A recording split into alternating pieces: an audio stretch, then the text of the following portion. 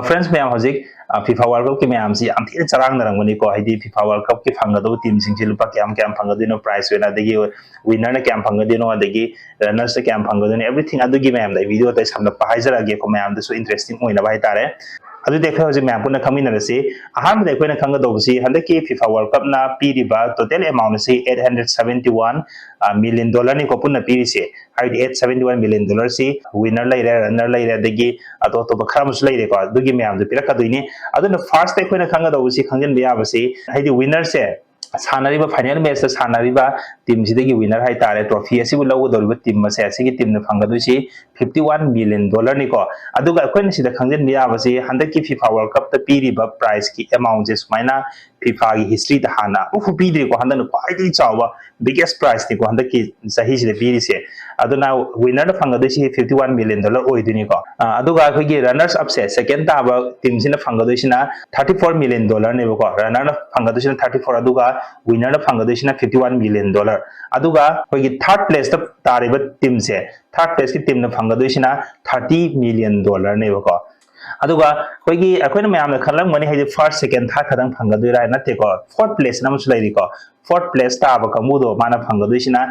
28 million dollar ने अदुगा अखोइन सिदा खंजन बियाबसी अखोइना सिदा पीगे दरिबा सिगी पैसा से डायरेक्ट ओइन फीफा ना होगी प्लेयर सिंग दो अदुदा पीगे दो नते को अखोइन से खंग दो से हारिबा सानरिबा टीम खुदी मक्सिमाई मागी कंट्री अमंग गी रिप्रेजेंट तौरिनी दना सिगी रिप्रेजेंट तौरिबा अदुगी कंट्री दिगी फुटबॉल गी एसोसिएशन नत्र फेडरेशन हाई तारे ने हारि फुटबॉल की बॉडी अम लैगेने कंट्री कंट्री दुगी को अदुगी बॉडी द एसोसिएशन नत्रगा फुटबॉल की फेडरेशन दो अदु सिन दुइनेबा अदुगी मतुंग दगी ngसाइगी Moina मोइगी player Singh the लुपा कयम कयम fungi खोट के हाबदि हारिबा कंट्री कंट्री दुगी मागी पॉलिसी दुगी मखा पोलेबो एक्जेक्ट लैतेबको अदु जस्ट फीफा ने पीगा दुइसिदि मागी हारिबा प्राइस अमाउंट सिंग सी कंट्री कंट्री दुगी फुटबॉल की फेडरेशन द सिन दुइनेबा अदुना अखोइन सिदा खंजन बियाबसी अखोइगी फीफा की हिस्ट्री दा हंदकी प्राइस सुमाइनि चावबा अमफु ममांग लैति हंदकी जिन लार्जेस्ट अमाउंट को हंदक पीरिसि फीफा ना अदुनि सियाम थिन इंटरेस्टिंग ओइबा गेम सु ओरिनि को हाइदि अर्जेंटीना का स्पेन को ओरनि नत्रा अदुगा ngसाइगी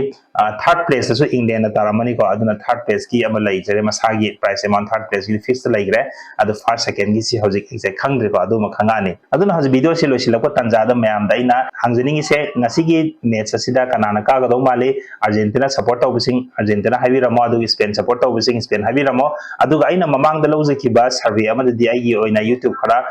वीडियो खरा थागतखिदना ममांगदा हाइदि फाइनल द कना कना लौगने हाबदो अदुददी अर्जेंटीना ना अनिमक्ता वीडियो अनिमक्ता होगी ख्वाइदगी सपोर्टर मसिंग यामसे अर्जेंटीना ओइखिबको अदु ngasiगी सु अर्जेंटीना ओइब्रा ngasiगी सि नक्सिले तंजासी कुयक्ट्रेदना अदुना स्पेन ओइब्रा अर्जेंटीना ओइब्रा येंगसिको अदुगा मयाम पुनसु नोआइनि येंमिनरसि फाइनल मैच से अदुगा फाइनल मैच की मतुंगदा फीफा वर्ल्ड कप से लोयर मतुंगदा